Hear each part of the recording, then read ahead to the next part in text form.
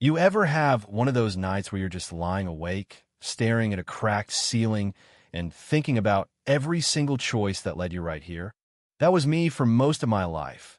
And if you grew up on the east side of Detroit, you know what I mean. A world never hands you anything for free, and dreaming bigger than your zip code is a luxury for someone else.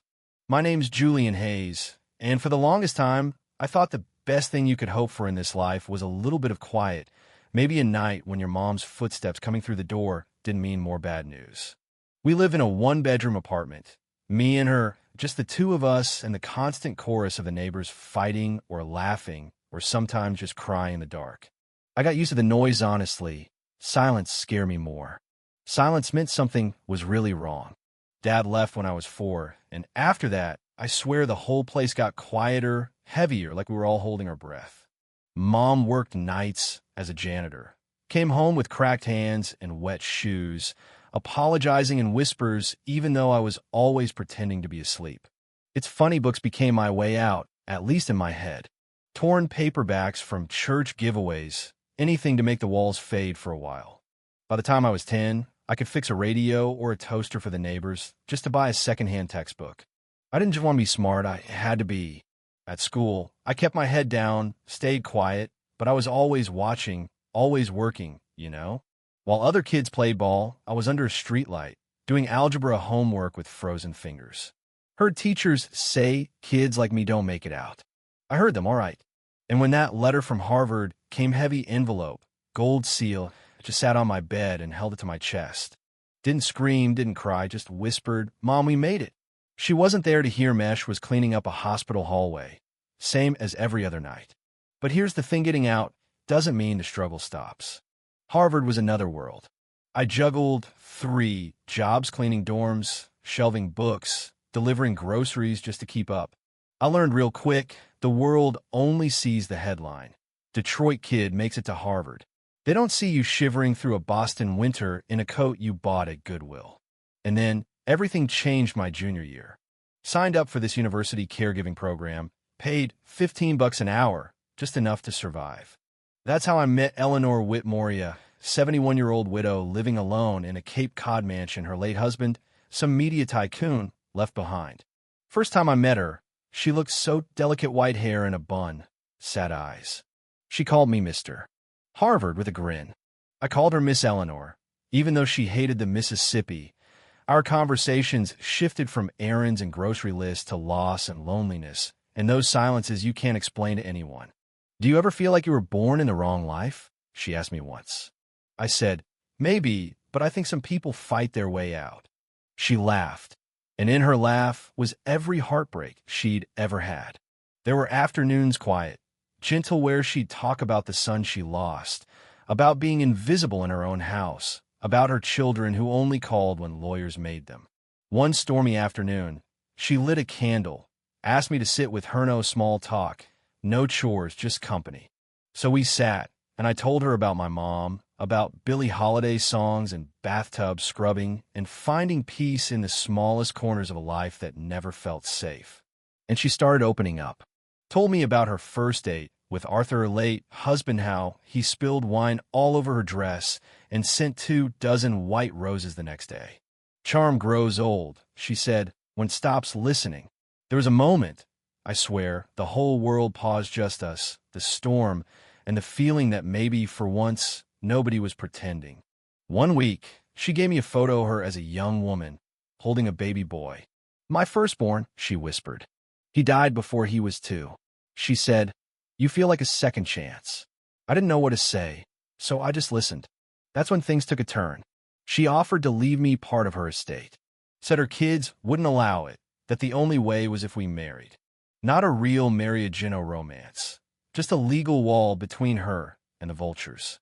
At first, I balked. Thought about what people would say. I mean, imagine it. Harvard student, janitor's son, marries a 71-year-old billionaire widow. But when I saw her tired, scared, needing one last human connection more than anything, I said yes. The wedding was quiet. Thursday morning, courthouse, borrowed suit. No smiles, just relief. She gave me an envelope, her will, naming me for $12 million. A fortune, sure, but all I could think about was her making me tea with too much lemon, the way she looked less alone, just for a little while. That night, we watched the stars on her porch, shared stale ginger biscuits. She winked. Not every day you pull off the plot twist of a lifetime. 2 days later, she was dead. Housekeeper found her. Gunshot wound. No sign of forced entry. I was in the guest wing, working on a paper. My fingerprints were on the gun. The newel was on her desk. Headlines exploded. Gold digger marries billionaire. She's dead in 48 hours. Eleanor's son, Michael, cried for the cameras. He manipulated her. He killed her for money. I was arrested in the same suit I wore at the courthouse. Never even made it back to campus. The trial was a circus. Circumstantial evidence everywhere me prints. The will, no alibi. Michael took the stand, painted me as a predator. Jury ate it up. 6 hours of deliberation guilty. Sentenced to 20 years to life. My mother died 6 months after my sentencing.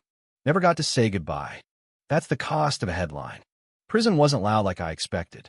It was the silence that killed me. People call me a killer. I kept my head down, worked in a library, wrote letters to Eleanor I never sent. Sometimes, I'd fold a napkin into a wedding ring just to remember being chosen. Sometimes, I wanted to forget everything. Other times, I just prayed to be seen, even if it was only by a ghost. Years went by.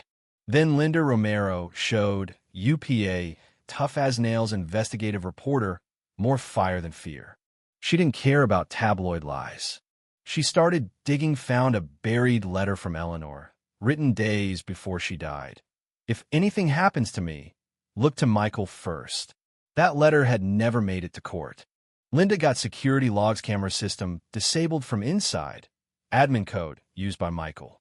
She found a retired nurse, a scared housekeeper, even a partial print on the gun's trigger that didn't match me, but matched Michael. Linda blew it wide open. The Innocence Project filed for retrial. Michael was arrested on his way to Switzerland. The truth, Eleanor's truth, finally came out. I was exonerated. Michael was convicted. People called it justice, but all I felt was exhaustion. I got out. The world had moved on. Phones didn't have buttons. Cars drove themselves. My face was still in the paper's Harvard homicide, but the exoneration barely made the back page. I took whatever work I could get, rented a room above a laundromat, kept Eleanor's letter beside my bed. I tried to start over. Helped kids at the library. One of them, Daryl, reminded me of myself, quiet, scared but hopeful. He texted me once, "Can you help me with fractions?" That message pulled me back from the edge. Reminded me that being needed, even by one kid, was enough to keep going. Eventually, I wrote a book, 2 Days a Husband, 10 Years a Prisoner. Used the money to start a fund in Eleanor's name for other wrongfully convicted people, for kids like me, for the forgotten. On Eleanor's birthday, I brought flowers to her grave. She lived with quiet dignity. She gave with fierce love. That's what the stone says. I was the only one who ever brought her flowers. So we called justice, really? 10 years gone, a mother lost, a woman buried for being kind, a name that still makes people whisper. Was it worth it? I don't know. All I know is sometimes the truth isn't what you want, it's just what survives.